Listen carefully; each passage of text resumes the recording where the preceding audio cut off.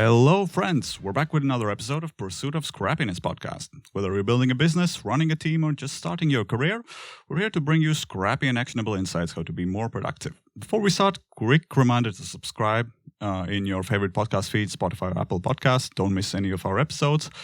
And let's jump in. My name is Jan Seps, as always, and I'm here with Aldis Tarakans, my colleague. Hey, Aldis. Hi, friend. Today, we're speaking with a very successful entrepreneur. He's known worldwide as an author, a teacher, also an activist, and he's on a mission to raise human consciousness and to inspire people to live more extraordinary lives. Definitely one of the most inspiring minds in the field of education in our generation, I would even say.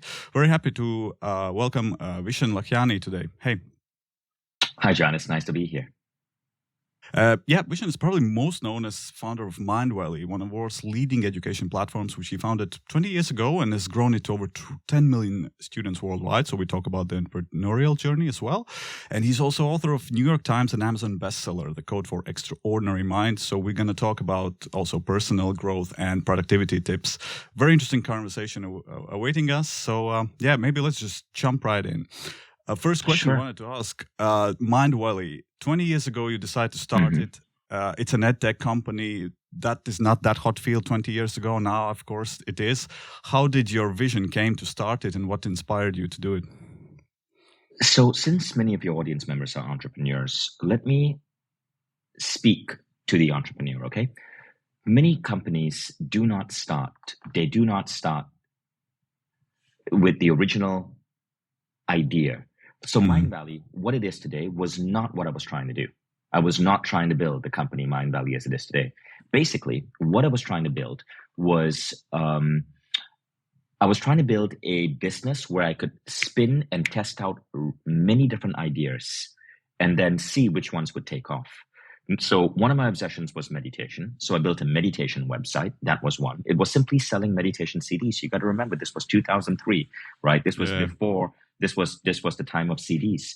But at the same time, I was also building a business to create a front page for the internet, sort of an advanced bookmarking engine. We called it, I can't even remember the name. I think it was called Vibes or something, Vibes.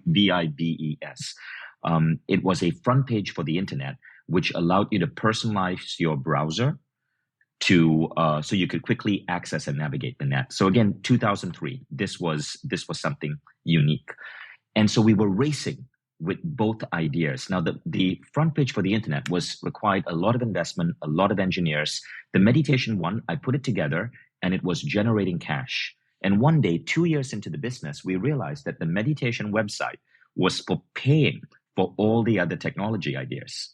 And so we thought, well, maybe we should continue growing the meditation website so it can start funding all our other ideas, because we didn't think the meditation website was going to be like $1 billion idea.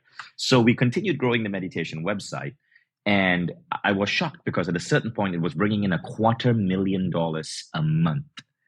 But it was secretly, we were doing that so we could fund our technology ideas.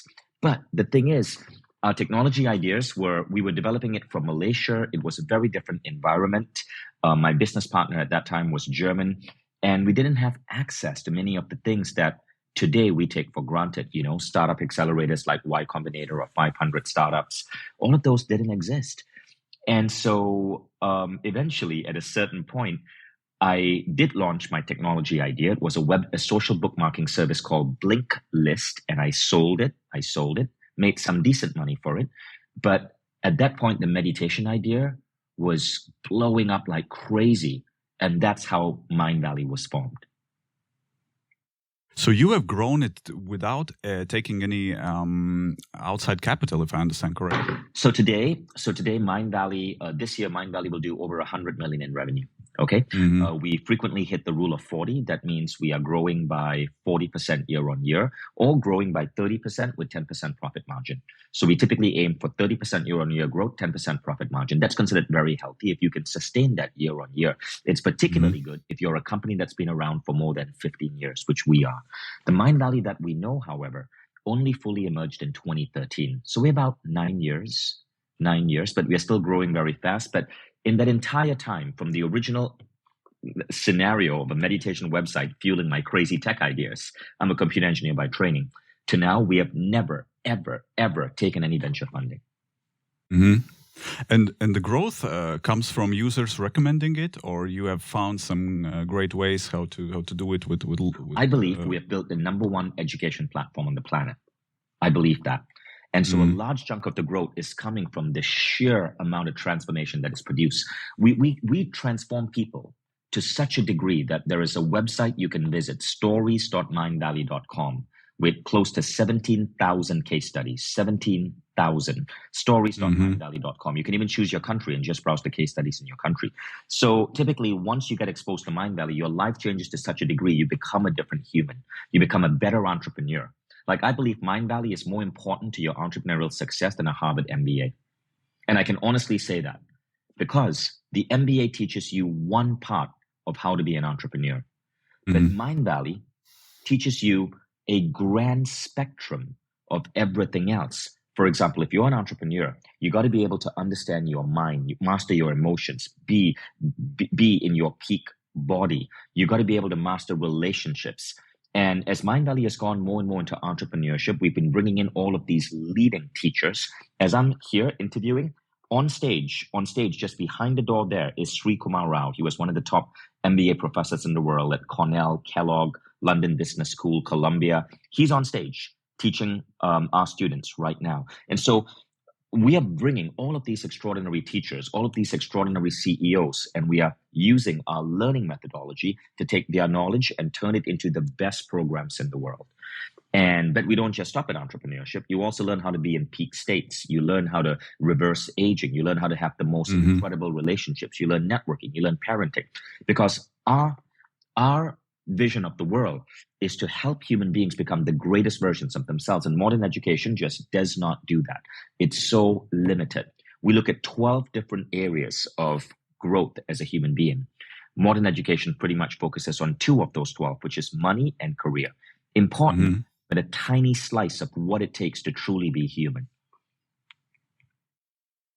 So you have a passion for education. Do you foresee that projects such as yours can replace I do not have a passion. That's a misnomer.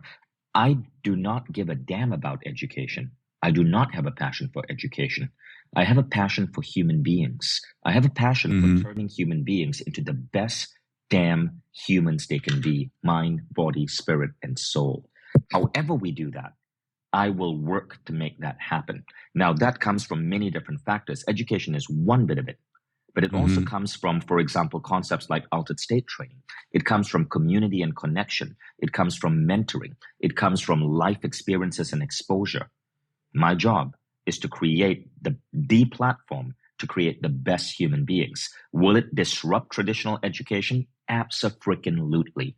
I believe already at this point, if you want greater odds of success in the world, you do not need to get a college degree. You need to be in Mindvalley. And I believe Mindvalley already at the level we are is better than probably 96, 97% of the universities in the world. Now, still get a university degree, especially if it's being paid for by your government, right? Or if you have a scholarship, do it. But not being on Mindvalley will probably cost you dearly in life because you are simply not going to have access to all the things that you need to become the best human being you can be. This journey, I imagine you have explored a lot of ways how to best communicate and educate people. So what does work? What kind of format do you believe works best in this online world? So the best format is don't think online or offline. What we look at is something called the 5 praxis of transformation. So again, why do I say I don't give a damn about education? Because education creates learning. Nothing wrong with learning. But the fact is you learn and you forget, and you often learn obsolete stuff, and you often learn things that no longer matter years down the road, right? So learning is an inferior form of developing human beings. Transformation is what you want to look at. Transformation is when you expand your worldview. You expand your mind to such a degree that it cannot shrink back to its original size.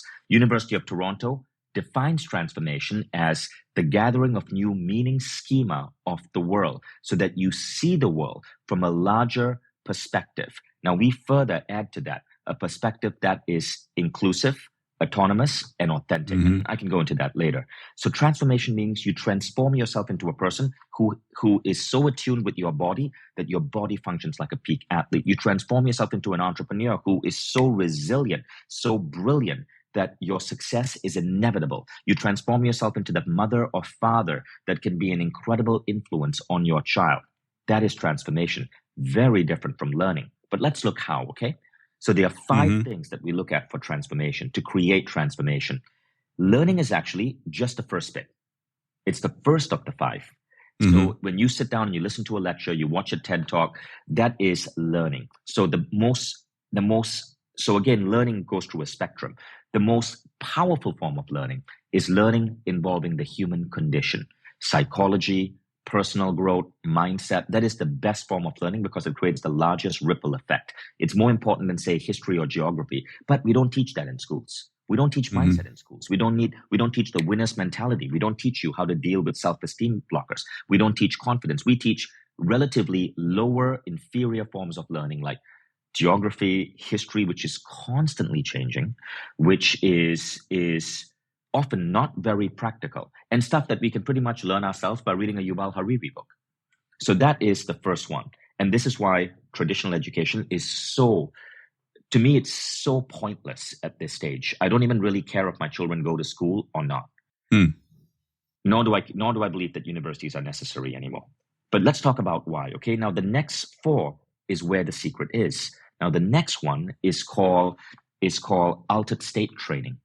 Altered state training is where you deploy modalities like neurotraining, breath work, hypnotherapy, plant medicine, any type of thing that lets you increase what is called perceptual diversity and experience the world in unique ways. Why do you think so many Silicon Valley entrepreneurs now dabble with meditation and even talk about concepts like ayahuasca or neurotraining? Altered states is changing the way entrepreneurs and CEOs perceive the world. So there's a term for this. It's called perceptual diversity. It's coined by an anthropologist called Erica Bourguignon in 1973. And it talks about how we've been trained to believe that we only see the world through our 5 senses, but this is incomplete. There is gut, there's hunch, there's intuition, there is our ability to sense, to gain insight, ability to download information in our sleep. And the great entrepreneurs and inventors do this, whether it's Steve Jobs, who spoke about in Steve Jobs' book by Walter Isaacson, he said that Jobs believes in an intuitive way of understanding the world, or prana. Even in his speeches, Steve Jobs said, always listen to your heart and intuition. They somehow already know who you are to become. These are all forms of going within and perceiving and influencing the world through that. So that's number 2, altered state. Now, the third one is called rate of application. And rate of application, or ROA, is how fast you apply what you learn. So in Mindvalley, everything that we teach, you immediately go and you apply it. Our model is we take a subject matter and we break it down into 20 minutes a day over 7, 14, 21, or 28 days, 20 minutes a day. And you learn and you apply, you learn and you apply, you learn and you apply, and it stacks on. And then you transform in this category. So our best-selling program this month is by Nur Eyal. He's a Stanford professor, and he's teaching focus. And he's teaching you how to become focused and indistractable in terms of your work. Super, super, super important for entrepreneurs. So you learn a 20-minute hack for your calendar, a 20-minute hack for flow states, but you apply it immediately. At the end of this 4-hour program, typically people are seeing that they are able to win back 4 to 5 hours a week of their work time because of increased focus, right? But it's you apply rate of application. Now there are 2 more. And the next one is basically social discourse.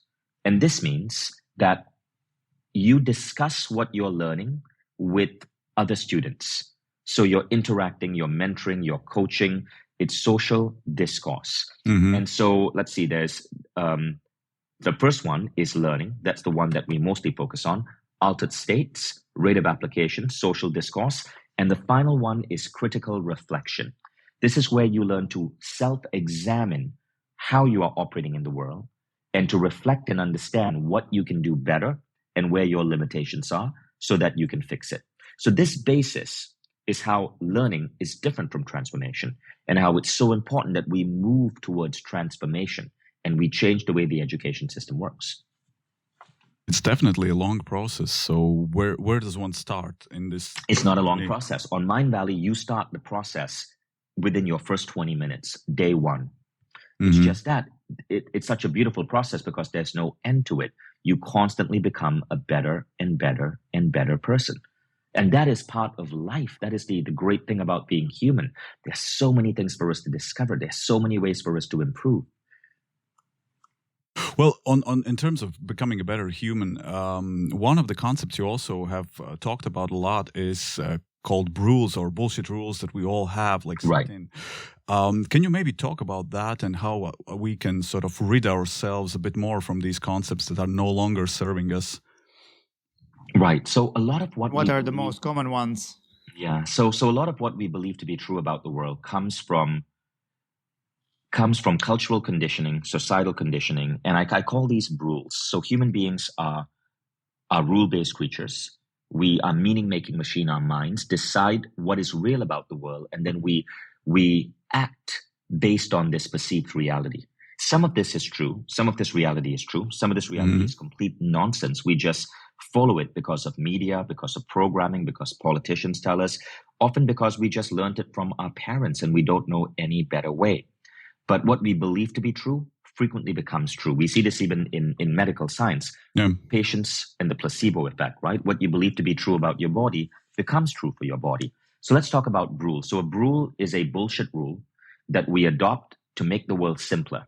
But often these are rules that disempower us or that disempower our societies. So a classic Brule in entrepreneurship is you have to work hard for money.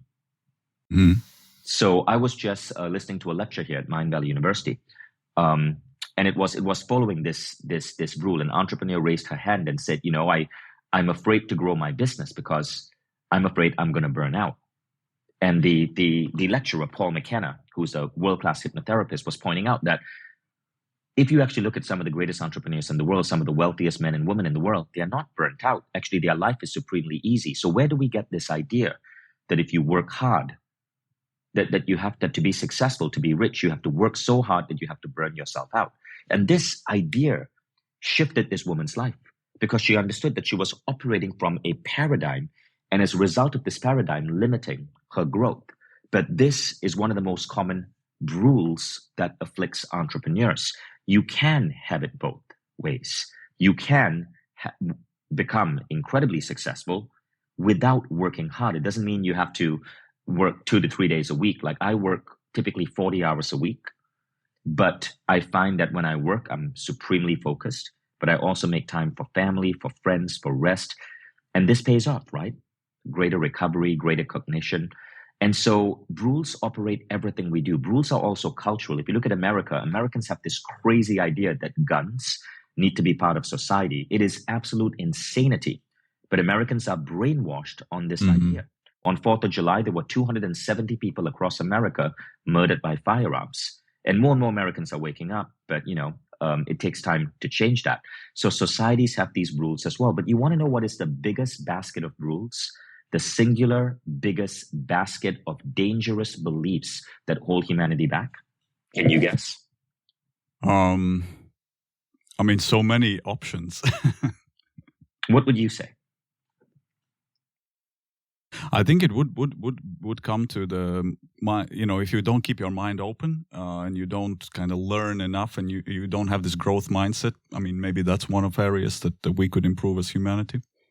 Well, it is organized. Well, it's organized religion. That's it. According to the psychologist Shelley Lefkoe, who specializes in beliefs, it is organized religion.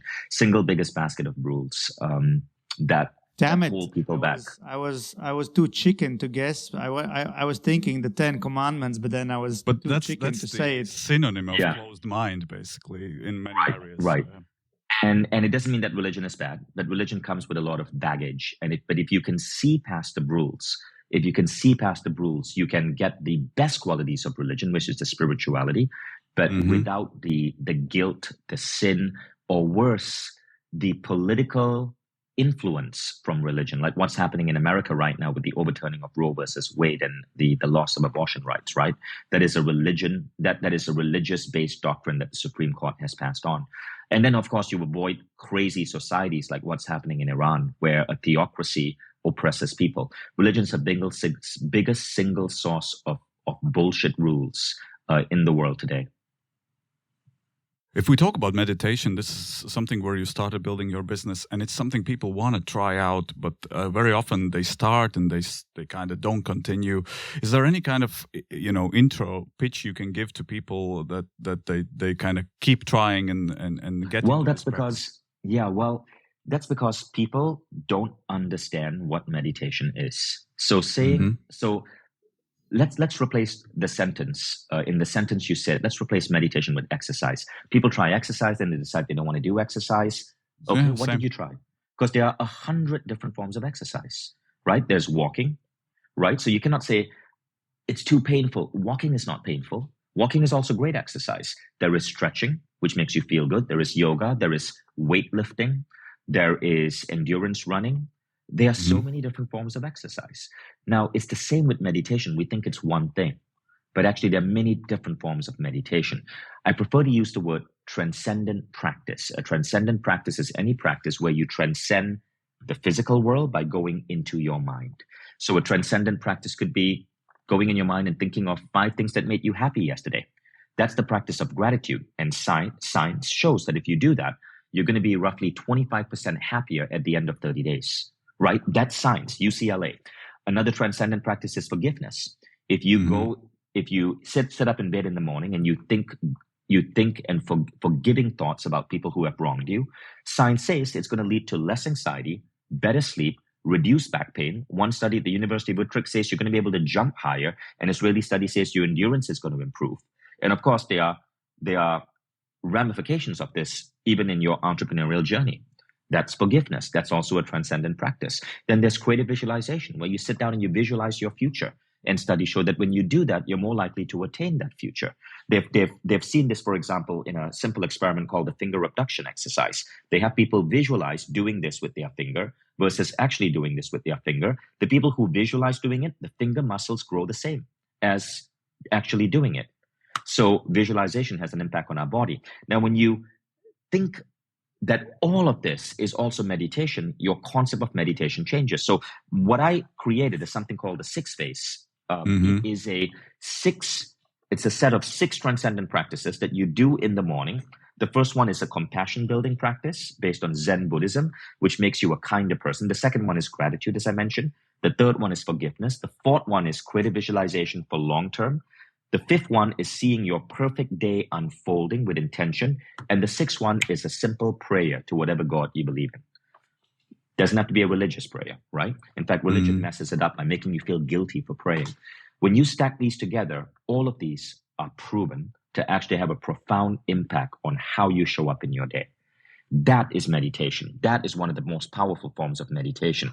But it's not that you have to sit down and focus in words and focus on your breath and try to clear your thoughts. That is a different form. It's hermetic meditation, not as useful for entrepreneurs. And usually for entrepreneurs, it drives them nuts, because try asking an entrepreneur to stop his mind. Yeah. But like exercise is a good example. If you go to gym once or twice, you won't see results. And no, you will. Also, if you do it, that's actually not true. If you go to the gym twice a week, 15 minutes using Mindvalley's 10x protocol, you see incredible results, more so than training for a marathon. But you would need to go for many weeks, right? Nope. 15 minutes. So 15 minutes twice a week is all you need to have, whether you're male or female, a really, really amazing body. Of course, you got to make sure that you're eating well, right? Eating right is also important. But this is the concept called... It's a concept popularized in a book called Body by Science by Doug McGuff. High intensity interval training while maximizing something called time under tension. So in 15 minutes with 5 specific exercises called the Big 5, maximizing time under tension, you actually stimulate muscle better and faster than a person who's going to a gym doing outdated forms of gym exercises 3 hours a week. Well, nutrition and sports, another area I noticed when I was researching, but what you have been speaking about. And again, like if we take a guy or a girl from a typical business school, went out, started working long hours, eating at the desk, no time for gym. What do you suggest to those hardworking entrepreneurs, and not only how to change things? So what entrepreneurs have to get is that you are an athlete. Okay, athletes do not just focus on their body. Athletes have to focus on their mindset, their confidence, their inner game. They have to master the voices in their head. They have to focus on, they have to look at nutrition. They also have to look at things like charisma, right? The most charismatic athletes, they get the biggest, they get the biggest sponsorship monies. They got to deal with pressure. They got to be able to deal with getting off the field and being bombarded by the press. They got to deal with teamwork if you play in a team sport. Entrepreneurs are like that as well. You're playing in a team sport, and every little thing about your body is going to make a difference in how you think and how you show up. For example, Dr. Daniel Amen in 2021 did a series of studies that showed that every little extra bit of body fat that you have slows down your brain's processing. It makes you stupider. Therefore, if you're an entrepreneur and you're not getting enough sleep, and you're saying, I'm going to skip the gym, or I need to eat this chocolate bar for extra energy, and you're putting on fat, you are actually putting yourself in a vicious cycle where you are stunting your brain. You're making yourself stupider, which means you have to work longer hours to get the same results. Well, you're also more tired. You don't sleep that well. Exactly. And so Mindvalley entrepreneurs typically have great bodies. Like you do not, everyone here, if you ever walk to an event like Mindvalley University, everyone has a great body. They didn't start that way. And I used to be near clinically obese as well, just 8 years ago, right? So, but once you become aware of how important your body is to how you show up as an entrepreneur, there is no excuse. You start learning how to master your sleep. I sleep 7 hours a day, and then I take a 20-minute nap every single day. I go to the gym anywhere from 1 to twice a week, but I do it using the 10X approach. So I have really, really good gains. I aim to put on 0.3 grams of new muscle, additional muscle every month. There's a science to that as well, to that precise measurement. And you measure your energy output. So the way we do it is so precise. We even measure the energy output. That's a whole other science. The energy output per body mass. This gives you the ability to do immense amounts of things without breaking down, without getting tired. But when it comes time for bed, you sleep like a baby. So entrepreneurs have to learn this. Now, there is a simple tool you can use to see where you're falling behind and where you're crushing it. It's called the Lifebook Introspect Life Assessment. And we acquired this company. It's now part of Mindvalley. So we made the tool free. It used to be $49, but it's life.mindvalley.com. Take this test. It'll take you 22 minutes. Download the PDF. The PDF will show you out of 12 different categories of your life, your emotional states, your character, your health and fitness, your family, your social circles, where you might be falling behind. Then you need to zero in on this and fix it. And you can fix it through study, through books, through Mindvalley, through finding the right mentors. But if you fix that, you become a better entrepreneur. People don't get that. But for example, if you're falling behind in terms of relationships because your love relationship sucks, it's going to affect your money and it's going to affect your business. If you are falling behind in terms of emotional states because you have, say, an emotional imbalance, even a biochemical imbalance, it's going to mess up your business. But the thing is, correcting all of these and moving towards being well-rounded is not a difficult thing. It's extremely easy to do if you have the right tools and methodologies. One more thing to ask is we all strive to get this thing called work-life balance, whatever it means for each of us, right? But there are a lot of rules around it as well, that you have to sacrifice your private life, in order to be successful and stuff like that.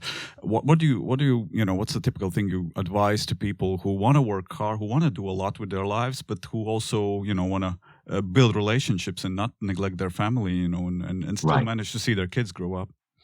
Right. So firstly, if you believe that you are not going to be able to spend enough time with your kids if you want to build a big business, or you have to neglect relationships, you are deluding yourself.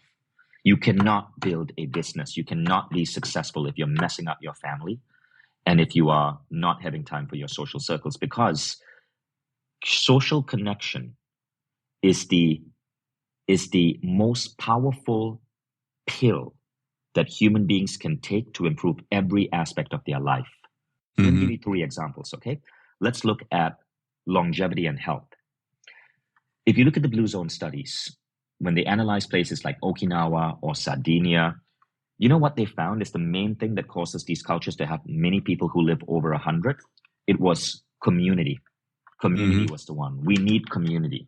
Even if you look at businesses, they always say, Peter Drucker said, culture eats strategy for breakfast. Why? Because the culture is the community within your office. It makes people healthier. It literally makes you healthier. It makes you live longer. If you're messing up, if you're working so hard that you're not getting that connection with your wife, with your kids, it also means, congratulations, you're about to die faster. You're accelerating aging. So you might as well slow the fuck down, spend time with your community, because you're going to get that time back. But let's look at the second example. Okay? The second example is happiness. We know from study after study after study after study that happiness fuels productivity. Sean Aker, the Harvard researcher, wrote a book on this called The Happiness Advantage. Doctors who are happier make 19% better diagnoses. Salespeople who are positive make 55% better sales. There's another book by Shazad Shamain called PQ, Positivity Quotient, and it shows that the more happy moments you have, the better you perform in business. In fact, in that study, they do a meta-analysis of teams to find what makes the best teams. The best teams have the highest positivity quotient, the highest moments of happiness together as a team. Okay, so the thing here is that you need to be happy to do well in business. Now, how do you become happy? Is it a pill? Is it exercise? Is it warm weather? It turns out that there's only one thing, according to Harvard, that correlates with happiness, and it is a 0.7 correlation, which is really high. And can you guess what it is? Strength of social connections. So again, if you are not connected to your child, if you're not connected to your friends, if you're not connected to your lover, your happiness levels go down. And the drop in your happiness levels correlates with a drop in PQ, which correlates with a drop in your business performance. So you see, again, you're deluding yourself. If you think that your business has to take you away from your family, you are so deluding yourself that you fall into a vicious trap. You're going to be less happy, less productive, and you're going to die younger. But let's look at the third example. Okay, the third example comes from a study by Gallup. Gallup tried to identify what makes the best workers. So the best workers, the best employees, highest engagement, highest contribution to productivity, best, like best social scores in the office. That means people like working with them. Again, it turns out that what makes the best workers is they answer yes to the following question: do you have a best friend at work? In short, friendship. If you have friends at work, if you have time to foster friendships at work, to go out with your colleagues, to spend time with them, you do better at work. And so saying that you have to sacrifice social connection to be a better entrepreneur is the stupidest, absolutely dumbest idea, one of the dumbest rules an entrepreneur can take on. Like, leave work earlier so that you can foster that social connection. Well, I mean, hopefully this can truly inspire a lot of people to change. Lots to think about. Definitely. I mean, great source of information. And I'm just, check out Mindvalley, everyone. Vishen, thanks a lot for having I'm sorry this time. I'm so passionate about this, because this is something that I really, really, really want to see entrepreneurs change. So I hope you don't mind the passion. But thank you, guys. This was a great interview.